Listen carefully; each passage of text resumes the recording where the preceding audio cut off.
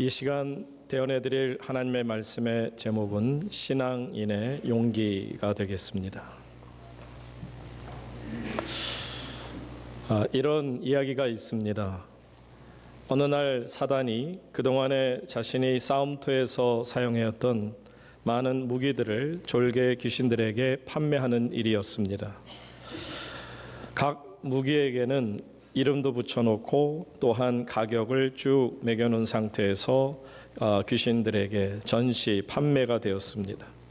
우리가 들어도 정말 무시무시한 미움, 시기, 질투, 정욕, 음란, 교만, 공포 이런 것들의 무기가 쭉 나열되어 있었습니다. 그런데 그 중에서 보면 전혀 위협되어지지 않고 또한 오래돼 보이고 낡은 것처럼 보여지기 때문에 물론 팔 수는 있지만 가격면에서 도무지 상상할 수 없는 가장 높은 가격에 표시를 해놓았습니다. 그러다 보니까 졸개의 귀신들이 두목 마귀에게 가서 묻습니다. 두목, 이것은 별거 아닌 것 같은데 왜 이렇게 값이 많이 나갑니까? 제일 비쌉니까? 라고 물었습니다. 그때 두목 마귀가 이렇게 설명을 해주었다고 합니다. 이것이야말로 사람들에게 가장 손쉽게 접근할 수가 있는 무기이다. 우선 겉보기에는 전혀 무서워 보이지 않기 때문에 사람들은 이 무기에 대해서 별로 경계하지 않아. 그러나 일단 이 무기의 덫에 걸린 사람은 좀채로 빠져나오기가 어렵다는 게 이 무기의 바로 장점이지. 무기의 이름 거기다가 써놓기를 이렇게 써놓습니다. Discouragement. 낙심이라고 써놨습니다. 낙심. 여러분, 낙심이라는 것은 참 무서운 것입니다. 우리가 인생의 모퉁이를 돌다 보면 때로 삶의 의욕이 꺾여서 주저앉고 싶을 때가 참 많습니다. 우리가 때로는 신앙마저 멀리 떨어져서 가고 싶을 때도 있습니다. 절망 속에 주저앉아 버리는 경우를 보면 얼마나 안타깝습니까? 우리는 뉴스를 통해서 한 가정이 정말 너무나도 비관한 삶에 비관한 나머지 끔찍한 일을 벌이는 것을 종종 듣습니다. 낙심은 이처럼 무서운 것입니다. 내 자신을 파멸시킬 뿐만 아니라 우리 온 가정을 파멸시킬 수 있는 무서운 마귀의 무기입니다. 여러분, 그러면 우리가 어떻게 하면 이 낙심을 극복할 수 있을까요? 여러분, 낙심에 있어서 반대되는 개념이 뭔지 아십니까? 말씀드린 것처럼 낙심을 discouragement라고 했어요. 앞에 dis가 붙습니다. 모르겠습니다. 언제부터 한국에서 dis라는 말이 너 나 dis하니? 그러면 마치 나를 공격하고 욕하니? 라는 것처럼 들려지는데 왜 이 말을 쓴지는 모르겠습니다만 이건 영어도 아니고 한국말도 아닙니다. 어쨌든 dis를 빼게 되면 dis를 빼면은 encouragement, 바로 용기가 남습니다. 그러니까 낙심에서 dis만 빼도 놀랍게도 우리 안에는 courage가 곧 우리에게 용기가 넘쳐나는 것을 우리가 경험할 수 있게 된다라는 것입니다. 문제는 이 용기가 점점 사라지고 있습니다. 사람들 속에 보면 용기가 있기보다는 저 사람 참 비겁하다 라는 생각을 갖게 만들고 우리의 입맛을 씁쓸하게 합니다. 정말 답답하기 그지없습니다. 하나님께서 우리를 정말 용맹한 하나님의 백성으로 만들어 주셨는데 어떻게 이렇게까지 비참할 정도로 비겁한 자들이 되어 갈까? 여러분, 혹시 고랑이라는 들어보셨어요? 아마 들어보지 못한 분이 다 많을 거예요. 왜냐하면 제가 만들어낸 말입니다. 고랑이는 뭐냐면 호랑이는 호랑인데 고양이 같은 호랑이를 고랑이라고 저는 부릅니다. 그 이유가 있습니다. 제가 집사람하고 이제 약혼하고 데이트할 때 마침 그때가 80년대 초반이라 서울대공원이 막 개장을 할 때입니다. 그러다 보니까 여러 나라 동물들을 한꺼번에 믹스업하다 보니까 많은 어려움이 있었는데 그 중에 하나가 바로 무서운 호랑이 2마리 한 우리에서 살면서 제 눈앞에서 싸우는 장면을 직접 목격할 수 있었습니다. 정말 무시무시한 싸움이었습니다.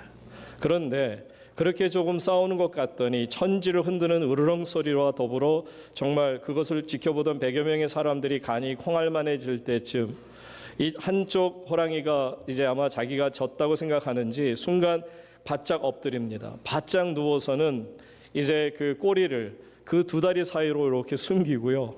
걔가 개욕하면 안 돼. 걔는 더 강하니까. 어쨌든 꼬리를 딱 숨기고, 그리고 여러분 호랑이 털이 얼마나 멋있습니까? 그런데 그 멋진 호랑이 털이 완전히 팔자처럼 눕는 거 아세요?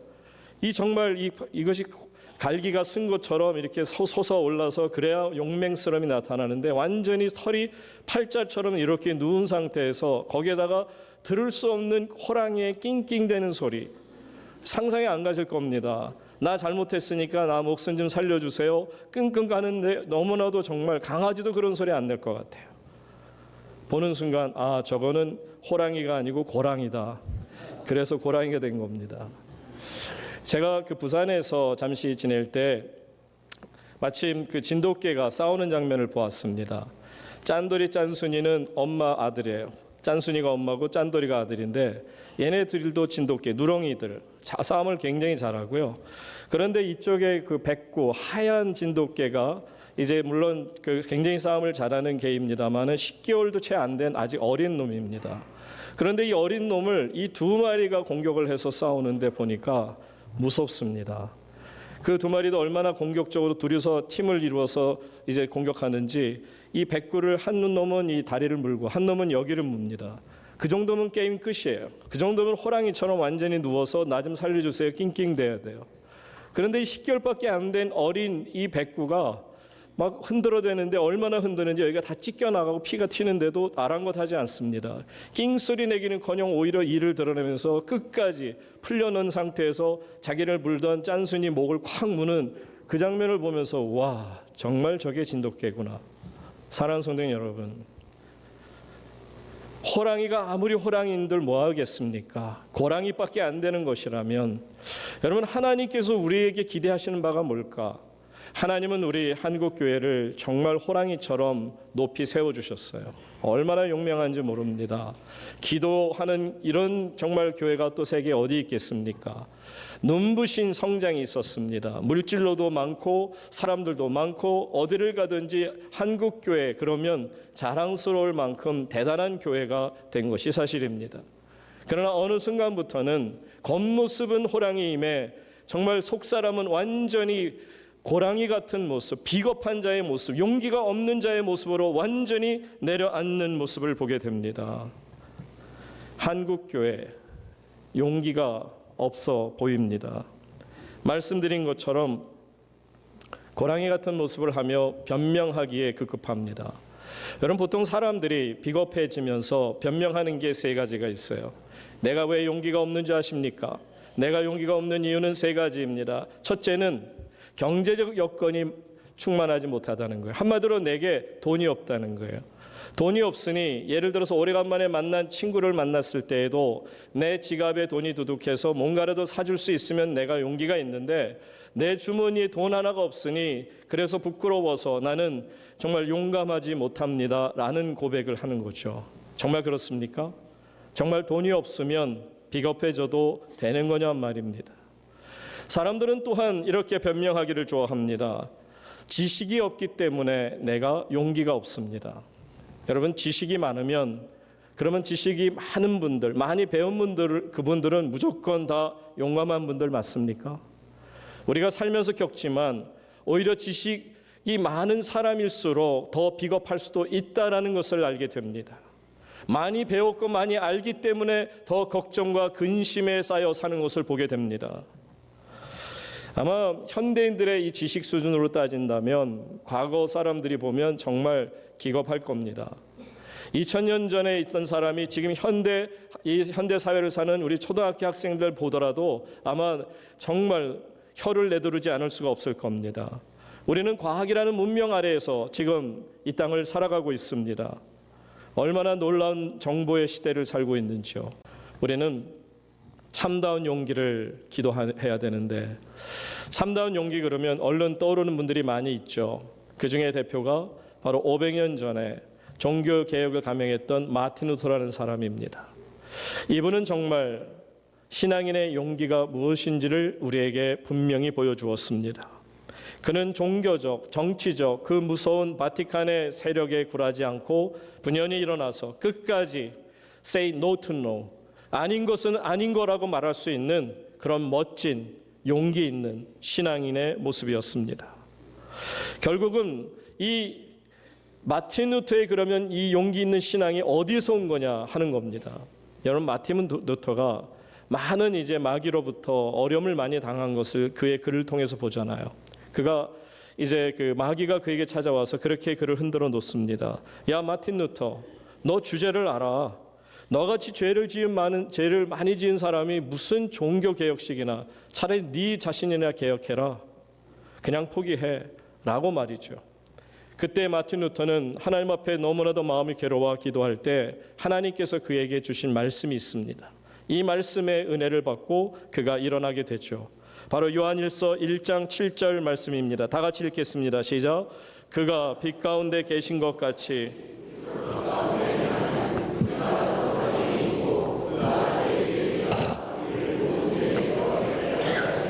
아멘. 마틴 루터는 이렇게 고백합니다. 오케이, 네가 얘기한 것처럼 나 죄인 맞아. 그렇지. 그런데 하나님께서 나를 사랑하심으로 그 아들 예수 그리스도의 보혈로 피로 말미암아 나를 모든 죄에서 깨끗이 씻어 주었노라. 그러니까는 이 마틴 루터의 용기는 어디서 온 것이냐면 두 가지입니다. 첫째는 죄 사함의 구원의 죄 사함의 은총을 확신한 것이고요. 두 번째는 나는 구원받았다는 겁니다. 오늘이라도 하나님 나를 오라 하시면 내가 영원한 하나님 나라 백성이 됨을 믿습니다 하는 이 확신이 있었기에 결국 이 마틴 루터의 신앙인의 용기는 어디서 온 거냐면 믿음에서 온 겁니다. 그래서 신앙인의 용기는 곧 믿음의 용기라는 것을 우리에게 보여주고 있는 것입니다. 자, 오늘 이 말씀을 가지고 정말 신앙인의 용기는 믿음의 용기라는 생각을 가지게 될 텐데, 이 말씀을 가지고 오늘 본문으로 들어가서 이제 본문의 말씀을 통해 은혜를 받고자 합니다. 자, 빌립보서 말씀을 오늘 우리가 읽습니다.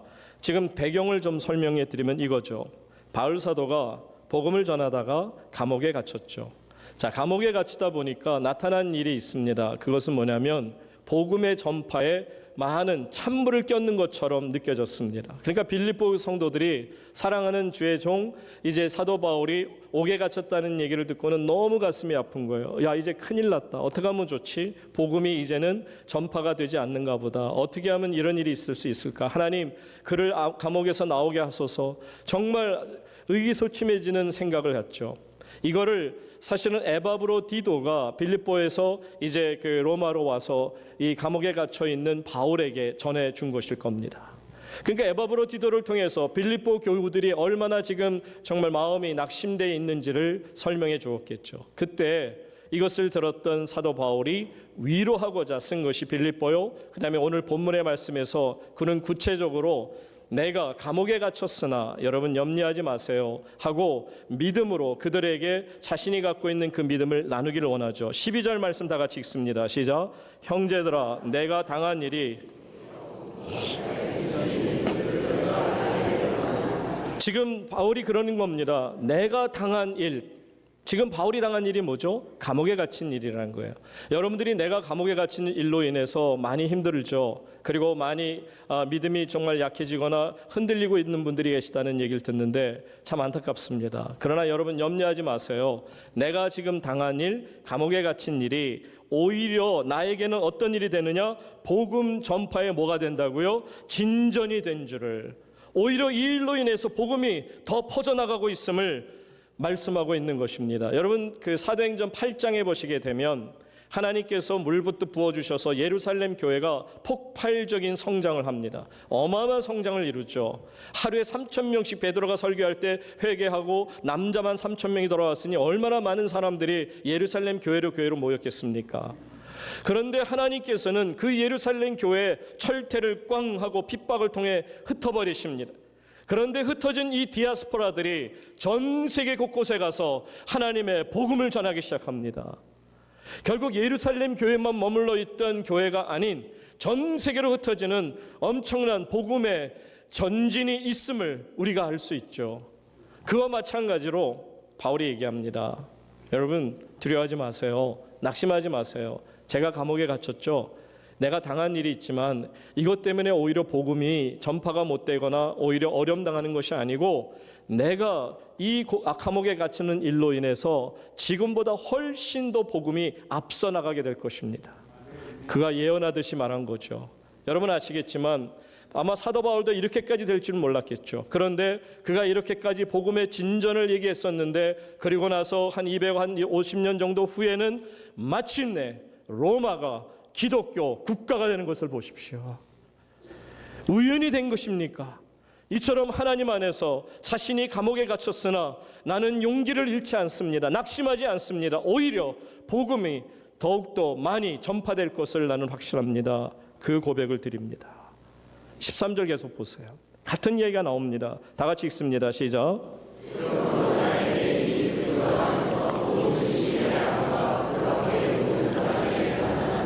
나의 매임이라는 것은 뭐냐면 쇠사슬로 쇠사슬을 매이는 것을 얘기해요. 24시간 4교대니까 6시간씩 군사들이 양쪽에서 이제 쇠사슬을 차서 사도 바울이 감옥 안에 있음에도 불구하고 자유롭지 못하게 쇠사슬로 묶고 하루 온종일 24시간을 있는 거예요. 자신들은 6시간만 이제 근무 교대를 하고 없어집니다. 그런데 바울은 뭐라고 그러냐면 오케이, 나와 함께 쇠사슬을 매임받은 자는 내 전도 대상이라는 거예요. 꼼짝달싹 못하고 6시간 동안 내가 전하는 복음을 들어야만 된다는 겁니다.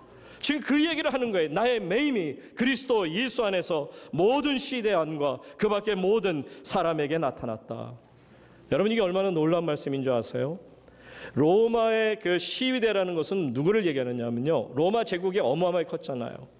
그 로마 제국 가운데서도 군대 중에 가장 뛰어난 군대는 로마 황제를 가까이서 근거리에서 지키는 바로 이 시위대, 바로 근위대를 얘기합니다.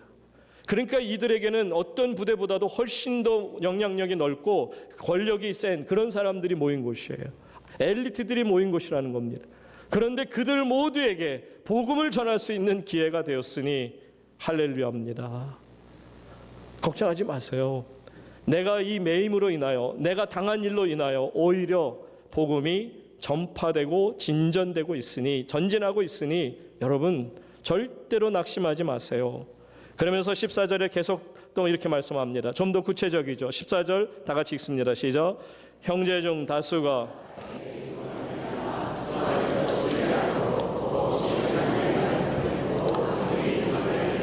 아멘. 놀라운 것은 형제 중 다수, 많은 형제들이 오히려 내가 당한 일, 나의 매임, 그렇게 계속해서 3절 동안 계속 나오는 거잖아요. 내가 감옥에 갇힌 것으로 말미암아 오히려 나 때문에 영향을 받은 정말 많은 사람들이 분연히 일어나서 그들이 겁없이 하나님의 말씀을 더욱 담대히, 겁없이 담대히 그리스도의 복음을 전하는 전도자가 되었다. 여러분 얼마나 멋집니까? 여러분 이처럼 한 사람으로 말미암아 하나님의 선한 영향력이 넓혀질 수 있음을 보여주시는 거예요. 여러분이 용기라는 것을 어렵게 생각하지 마세요. 일본에서 보면 일본 어느 시골 마을에 학교가 있는데 한 150명 정도 학생들이 있는데 아이들이 이제 점심시간에 점심을 먹으려 했더니 마침 이제 도시로부터 이 전학을 온 애 하나가 도시락 먹기 전에 도시락을 붙잡고 뭘 한참 쭝얼쭝얼 기도를 하고 있어요. 그러니까 애들이 이상한 거예요. 왜냐하면 일본 사람들은 그냥 이렇게 젓가락을 끼든 그냥 어떤 맨손이든 이렇게 꼭 합장을 하고 그 식사에 앉으면 예법이 이타다키마스 그래요. 잘 먹겠습니다 하는데 그 이타다키마스라는 것을 제가 물었습니다. 일본 친구들이 여러 명 있었기에 그 친구들에게 도대체 이타다키마스 잘 먹겠습니다 누구한테 하는 거니? 밥을 만들어준 분한테 하는 거니? 아니면 농사를 짓는 농부한테 하는 거니? 아니면 너희가 믿는 800만 귀신한테 감사하다고 하는 거니? 누구니? 답은 모른다예요. 그럼 나중에 일본 친구들 가서 물어보세요. 모릅니다. 그냥 문화예요.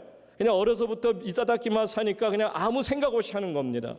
그런데 이 아이는 분명히 어떤 목적을 가지고 기도를 시작합니다. 하나님, 이 양식을 주셔서 감사합니다.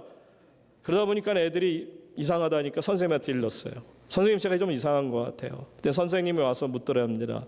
너는 왜 그러니? 그랬더니 저는 예수 믿는 사람인데요. 그래서 항상 이 음식을 놓으면 하나님께 주신 것을 감사해서 제가 꼭 도시락을 붙잡고 하나님께 감사 기도하고 먹습니다.